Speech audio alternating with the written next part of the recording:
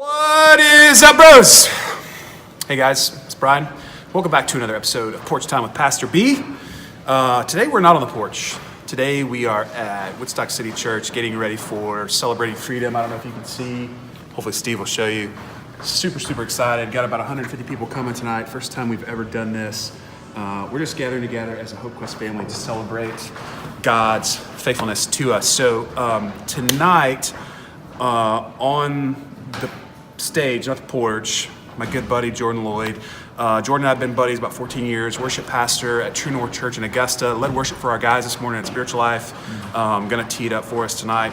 And so I wanted to bring Jordan on today and encourage you guys. One of the things that we talk about at HopeQuest, and probably you remember, I think of addiction as a worship problem. So we worshiped our way in, and instead of trying to behave our way out, we worship our way out. But the problem is, how do we get our eyes fixed on a greater treasure? So heartbeat of addiction, we've taken something or someone and elevated it to a point of supremacy, hoping that it would satisfy us, but sadly we discovered it didn't. And so I wanted Jordan to talk to you guys. So what do you do on the days when you don't feel like singing? And what role? So if this is a worship problem and we're worshiping our way out, from your spot on the stage, how would you encourage my brothers? So this is going out, hundreds of dudes all over the country. How do you encourage guys who go, this has been such a difficult season and I'm out of gas and I'm limping and I don't know where I'm going to find the motivation to do that. Speak to that for a minute or so. Glad you said the word season, because Yes. I think that's what it's about. We talk about seasons a lot in fall, winter, spring, and summer. And I think there's a direct correlation between the seasons that we experience in nature and the seasons we experience in life. Ecclesiastes 3 talks about for everything there is a season. And I think that the summer, for a lot of people, is great. It's not good for you. I hate summer. You hate summer. We were talking about that this Best morning. life is the best life, right? We get to bring the best out. Supposed to be in the 30s. So summer is a tough one, but I do think that for a lot of people, summer is the best season because it's nostalgic. They remember going on vacation. They remember time, like not being in school as a child. They remember. For me, summer's great because I get to spend a lot of time with my kids, and so it's really easy to look forward to summer all year long. Fall is when everything dies, right? Winter is when everything is dead.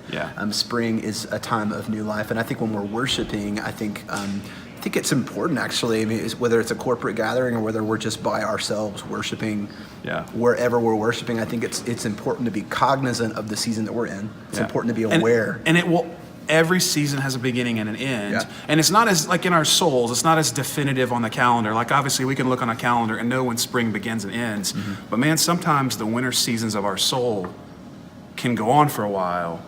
But I'm grateful that they aren't forever and that winter has to come for spring to come. Like without winter, there is no spring. That's right. We were talking this morning, Psalms 13 is something that's just, I've been chewing on for the last couple months. David is just so raw and gritty, asking the most painful, honest, raw questions. Where is God? And essentially asking, where are you? And why have you forgotten me? And he essentially says, God, if you don't show up, I'm dead. That's how much sorrow and agony he's walking in. And there's something that really, there's a shift that happens in verse 5. He says, but I'm going to rejoice. And in verse 6, he says, but I'm going to sing because you've dealt bountifully with me. And it was so good for me because so many Sundays I don't feel like singing. I feel like I'm out of faith. I'm out of gas. I'm barely there. And to hear David say, we don't rely on our feelings for the motivation to worship. We're looking back to what God has done and knowing that God has been faithful and will continue to be faithful in the seasons ahead. That was huge for me because I use that as an excuse. I use my feelings as an excuse that, man, I hurt. I'm walking through seasons of depression and anxiety, and I don't want to sing today. But to see this guy who I could relate with, who was called a man after God's own heart, and to see him go, this is what I'm going to choose. It's a choice of the soul to say, but I will sing because you've been good to me. And so, I mean, it's just... You're always sending me cheesy church signs and bumper stickers.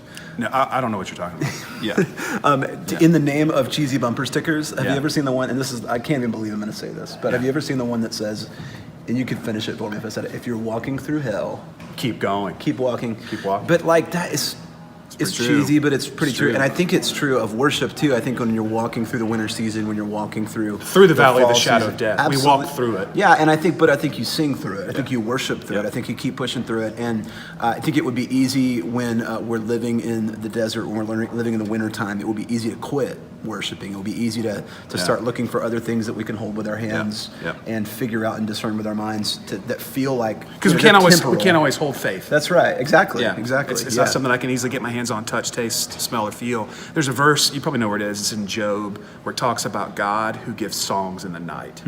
I just love that picture of God in our dark seasons. Job knew all about that for sure. Job knew it, man. So speak a word of encouragement to these guys who are watching this and maybe have been distant from corporate worship for whatever number of reasons. Encourage those guys to be. How would you encourage them to be back in the fight come this Sunday? Man, I don't know. It seems non-encouraging, but I think the reality is for anybody who's walked with God for any amount of time, they have been in a dark season. They've come out of that season and they've gone into a beautiful, vibrant, beautiful season.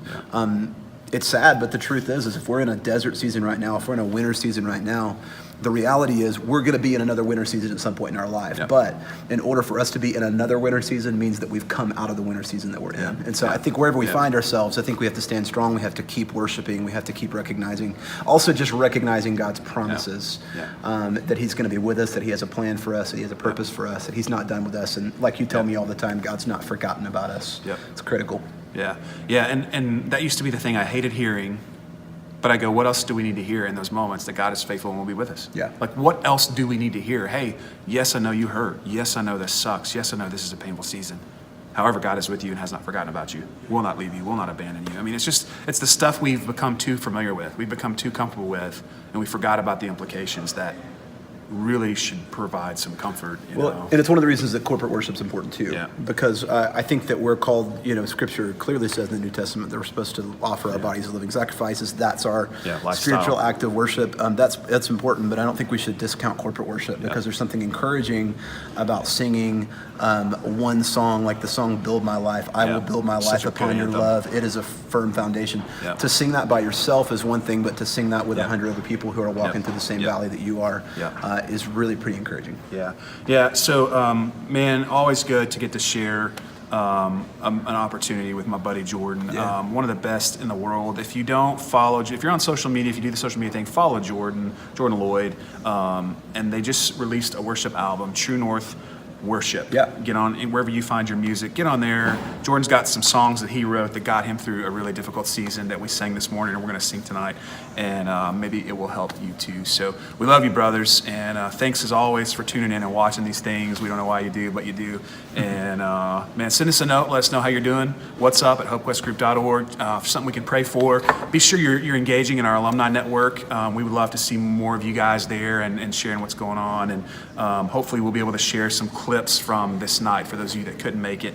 And we got some big things planned in 2019, don't we, Steve? We do. Yeah, we do. Steve's behind the camera again today. So anyways, till next time, man, get off our porch, or actually just see you later.